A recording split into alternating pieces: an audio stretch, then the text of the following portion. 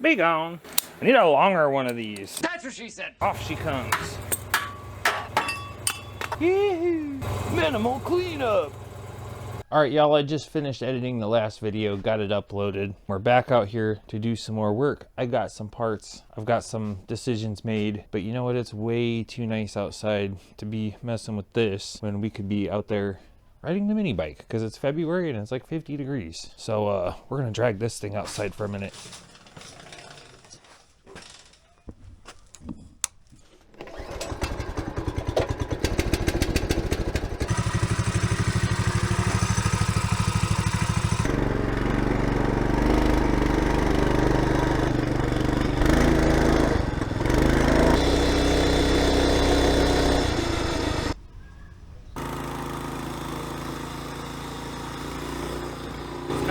One-handed.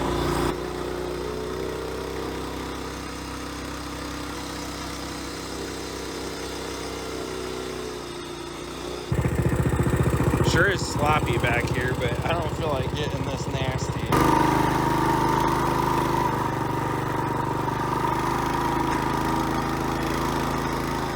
So hard to start one-handed, my goodness.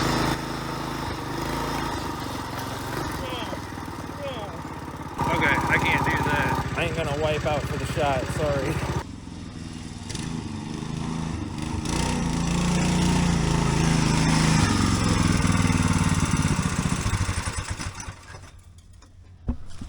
Well, we got it a little bit muddy.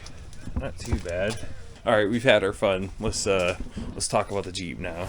Like I said, I just finished uploading that other video, and that was like I think it was the 13th video in this series. So I guess this is part 14, or maybe it was 12 and this is 13. I don't know. But I left that video with a question about whether or not I was gonna go ahead and stretch this just a little bit more while I already have to do shock mounts and stuff. And I've decided I'm gonna do it just because I don't want to have to redo shock mounts later. There's a bunch of unknowns, but I did place an order from Barnes 4-wheel drive and got some stuff. The first thing we got is these, which are shackle hangers. So they will go somewhere like this, but we're gonna scooch them forward. I gotta trim out this bumper. I'm actually a little bit disappointed in these though. We'll see if I can get it to show up on camera. Can you see how crooked those are? Can you see that the left one is taller than the right one and that the bushing is running downhill by like a degree or two? Both of them are exactly like that. So now I have to take a die grinder and try to make these even because I don't want my springs being twisted like that. Normally Barnes stuff is like super good quality, so I don't know what's going on here. I'm hoping it's just a fluke, but whatever. We got tools, we can make it work. Now, this is taller, like from the flat surface to the center of the bushing than what this is. This is much lower profile, so that adds a little bit of lift. But what I got for back there is shorter, which is gonna take a little bit away. That's if I use it anyway. So I got these for back there. But for one, I gotta do it right on this curved section, which is gonna be weird. And for two, you can see they don't come down as far. So if I change pretend my arm's the leaf spring, if it's like this and now I move the back up and move the front down, that's gonna change my caster angle and all kinds of stuff, which I actually might need because I wanna say I had like 8 degrees of caster with that other one and it was damn near too much. So tipping it forward a little bit isn't gonna be the end of the world.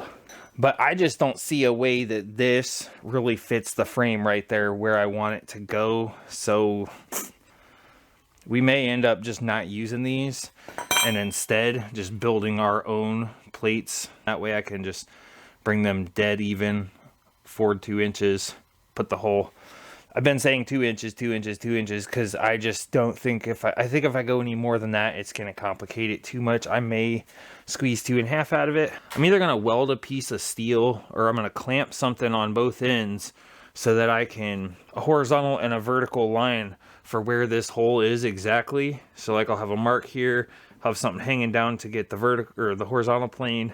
Then I can cut these off and then I know I can line back up with it with my laser level. From there I can use that to place the new one and get it lined back up. and I can measure exactly however far on both sides I want to go, call it 2 inches, 2.5, whatever. Just keep everything nice and square. We don't want the Jeep dog walking, do we? Oh, and I'll show you the last thing I got. These are the new shock mounts for the axle side. They go like this. They go like this. They got a curve to them for the top of the axle. So that's going to raise, the old bolt hole was down here. It's going to raise them like 2 to 3 inches, which means my mount up here needs to be 2 to 3 inches higher than it used to be. They're very affordable, and I think they're going to be very effective. So I don't know what I'm going to do first, but I'm going to pick something, and we're going to get going. Finally fixed this vise after it's been broke for the last 2 years. I got it for like $5 on Marketplace. It was welded together, and I cracked it, busted it, so it was all flopping around, but she works again. Spent a couple hours welding it the other night. Welding, grinding, all the things. This thing is my new favorite tool. I won it on the Mac Tools truck. Thank you, Jake, by the way. One of them deals where like you buy something small, you get a ticket to enter. And I won a die grinder.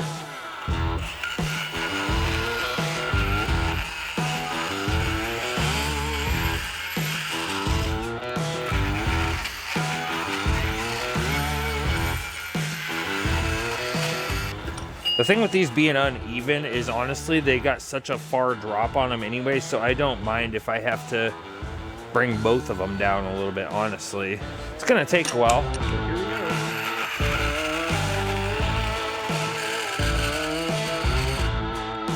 Oh, don't tell me we're dead already.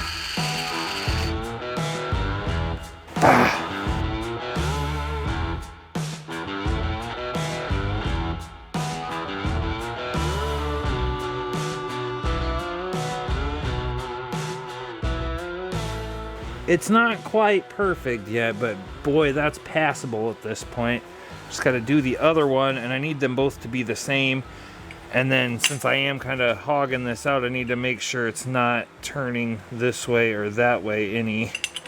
Kind of sucks that I even have to do this. All right, check this out. Can you see the difference now? The one on the right is the one I've started to fix. The one on the left is untouched as of this point. Now, I just want to see something here. I'll just zero that out. So I suppose we are still 1/2 degree off. That one's 2 degrees off. So we've got that one almost dialed, and now we got to get this one dialed. The only thing I hate about using the carbide burrs on the die grinders is all these like razor slivers of death. They poke in your skin, they hurt, you can't get them out. They suck, they're itchy. But you want to know what's not itchy? These awesome Leaf Life shirts from my website. So why don't you go check it out and maybe get yourself one, or one of the hats or something else. Okay, so I got them both ground down even with each other on both sides now. And they're within like 0.2 of a degree, which is good enough. The only problem I'm having now, this one's pretty straight if you look at the edge of the table. This one, you see how it's cocked? Now it needs to kind of twist back this way, which means I need to grind a little more out of the back of right there and maybe a little more out of the front right there without making it drop any. I have beveled these edges for welding. So, you know, all in all, it's like an hour to fix these damn things, but whatever. What a mess.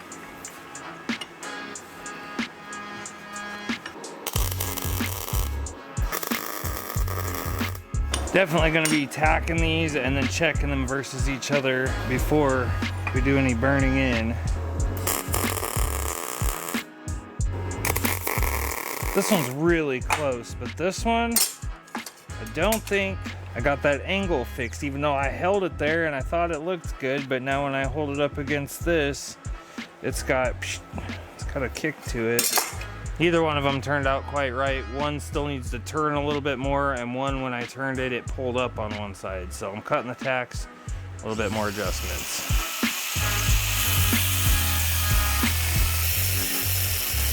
I gotta tell you, this is taking some doing here.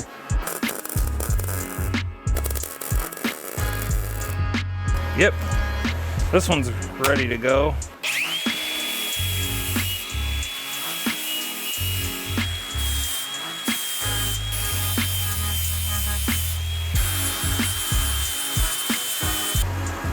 Just a whole bunch of dicking back and forth.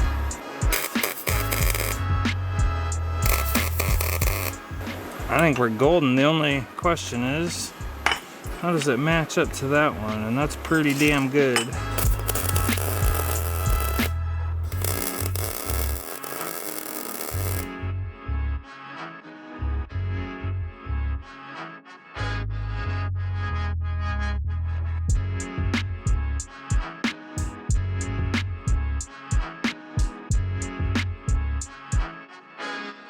Tell you what, I burn them in hot, as you can tell by the color change. We cooked them in there. I'm gonna look these over, make sure there's nowhere else I can improve, because these are very, very crucial. We don't want them ripping off, as too is the weld that goes to the frame. And then I tried my best to weld down on the inside. Overall, I'd say I'm pretty happy with how these turned out. Still nice and level on the top, I'd say. These are good to go. So I got to looking at the Jeep, realized I had to take the bumper off to be able to cut these old shackle hangers off. So unhooking everything I needed to do for that. And why is it that winches always have to put the ground cable like on the bottom side and you can't hardly get to it, and then you go to get to it and the whole stud tries to spin out of there, and it's just, it turned into a whole debacle. And needless to say, I need a new ground cable for my winch. Not sure if you could tell what was going wrong from that time lapse, but the you know how these studs work, at least the bottom ground one, they're double nutted. There wasn't enough room to get a wrench on that brass colored one, and it was just spinning it out of the winch. And so I tried everything to hold onto the cable, and then I noticed that it was starting to tear the terminal. So I just said to heck with it and ripped it off of there. I'll have to repair that, and I'll have to repair my ground cable. Anyway, I think that's all that's holding this bumper on. There should have been a bolt right here, but it's gone. Probably vibrated out or something. Let's take this thing off here. I don't know where I'm gonna put it yet, but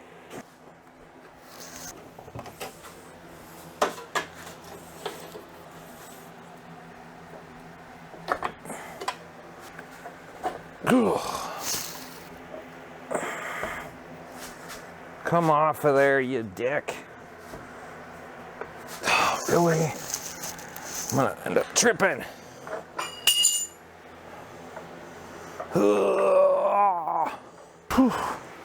That works for the time being. Just threw her on the table. All right, so there it is without the bumper. You can get a better look at that bracket that scooches my steering box forward. You can see there is no going anymore without modifying or notching this bad boy. Now, the reason I took that off, so I can cut these guys off, and you can see I gotta get up in here, cut this weld. There was no way I was gonna be able to get to it. But that's a project for another night, because it's bedtime. So the plan now is to get out the laser level and get all my marks made so that I can cut the old brackets off. And you know what? I wanted to be out here yesterday doing this so that I could edit the video today, but it was King of the Hammers this weekend and I just couldn't step away from it. It was such a good race. I don't know. I kept saying, okay, I'm going to go outside, and then something else would happen, and I just kept watching and watching and watching, and whatever. Now it's Sunday. You win some, you lose some. So you can see what I'm going for here. I got the line laser just set up on a little small tripod. And you can look through the hole and see it on the back side. We're centered up. So now I'm going to come up here, and the lighting's not the best, so it's kind of hard to see the line, but I can see it.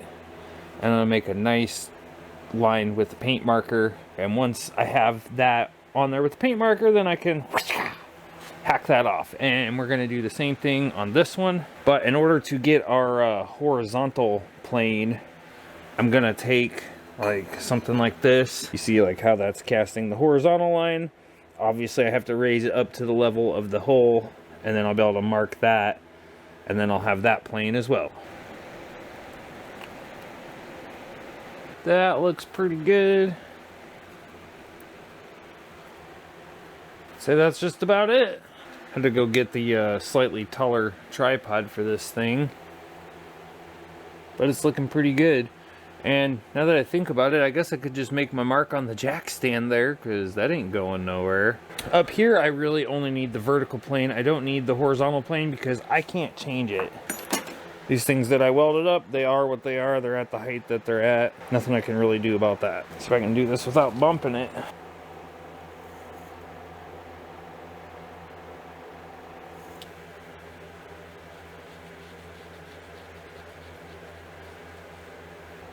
And how does she look?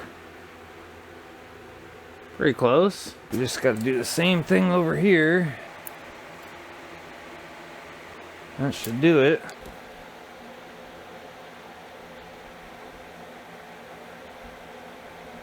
So I'll put a little redundancy mark up there in case I accidentally brush those off.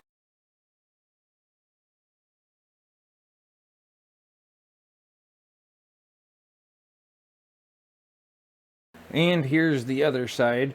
Coincidentally, it's kind of interesting. The mark ended up at a different point on the jack stand. It's just a hair lower. The other side was up in that little crevice, and this side's like an 1/8 of an inch lower. So maybe just where the frame's sitting in the jack stand over there's a little bit different. The height isn't too critical. I just wanted something to go off of once this is gone. So now we get to cutting. Little side note, probably wondering why the spare tire for the JK's in here. And that's that Bushwhacker rear corner armor. And that's the under door armor plates off of it. Let's hear your best guess as to why you think I just took all that stuff off the JK.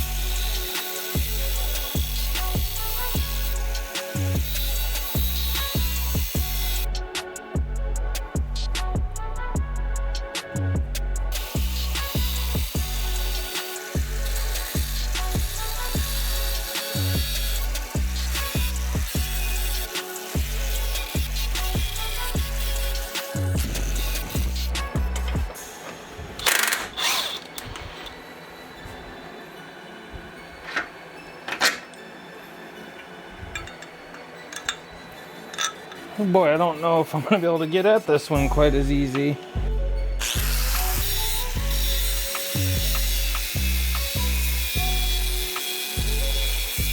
think we're going to see what the air hammer has to say about this. Look at that. It's been over a week since I used this and it held all the pressure in it. How about that? Shouldn't even kick on. Put a little bit of edge on this air hammer bit. This is really good for peeling brackets off frames. I do this at work all the time. And now we got the big old snap-on long barrel. Should make quick work of it. Oh yeah, she's a ripper.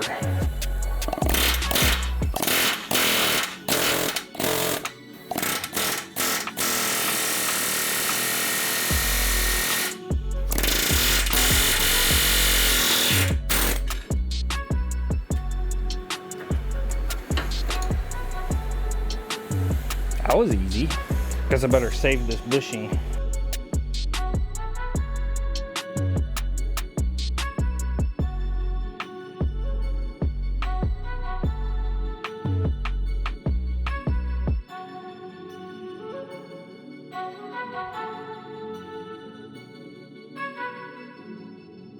Well, I can't say I was expecting to have to drop the steering box to get at these welds, but that is the case, and it's going to help for welding the new one on there too. I've pretty much just got it hanging by the steering shaft and this little piece of electric fence wire. I'm gonna clean this crap up and then we can start mocking up the other one. This one back here doesn't look like it's gonna be too bad. Might be a little hard to make the cuts on the inside, and on the outside there's a weld up between. Part of it is like in between the body mount there, so it might be a little bit tricky, but as you saw with the air hammer, it makes pretty quick work of it, especially if you get a little slice in the weld. This one might pose another challenge just because the exhaust is right on the other side of it. Might try to sneak a Sawzall blade in there and just score the weld a little bit and peel it off. Probably focus on the outside first. Some people watching the Super Bowl, I'm cutting my Jeep in half.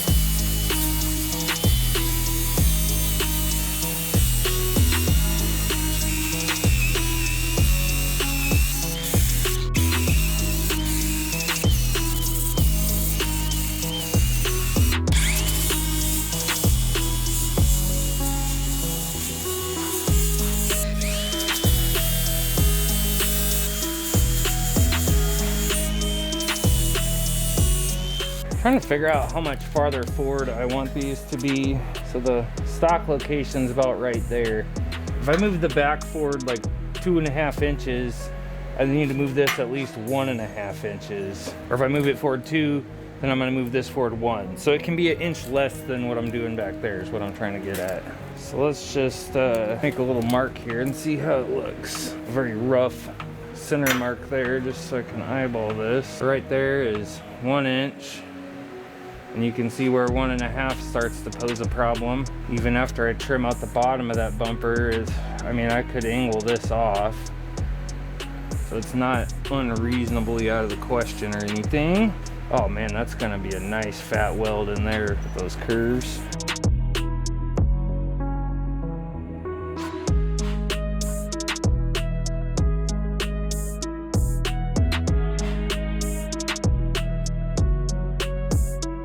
Don't know if y'all can see that on that time lapse, but the Jeep just settled and it scared the crap out of me. So on the jack stand, it must have still been up on this flat on this side, but the frame is skinny enough to fit down into the curve, which is where it's at over there, which is why my mark was a little lower. I didn't realize this side was up on the flat, and it just the vibration from the air hammer made it drop down in there, and I thought she was going down.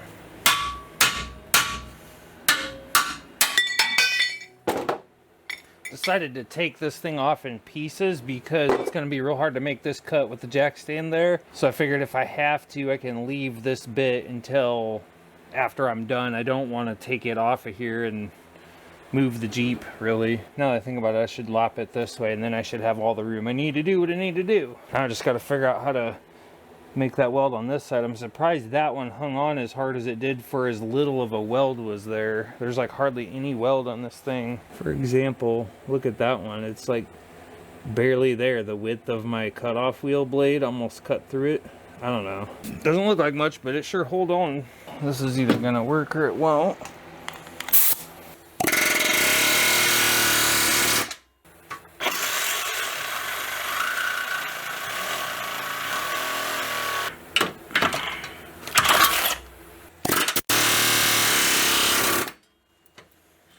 There's the front half. Give it back.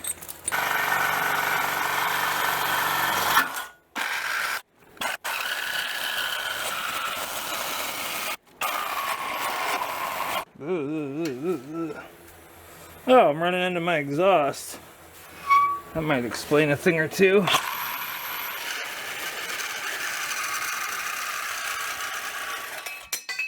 Be gone. All right, now maybe I can air hammer these pieces off. Yeah, that ain't gonna work. I need a longer one of these. That's what she said.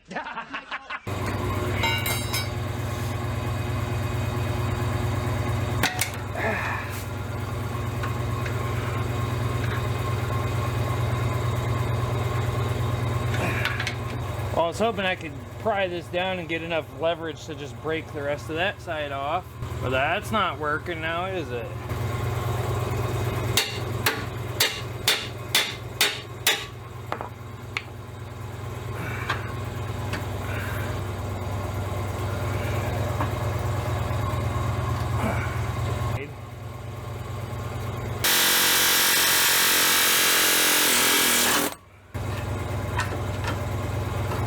There we go. Off she comes.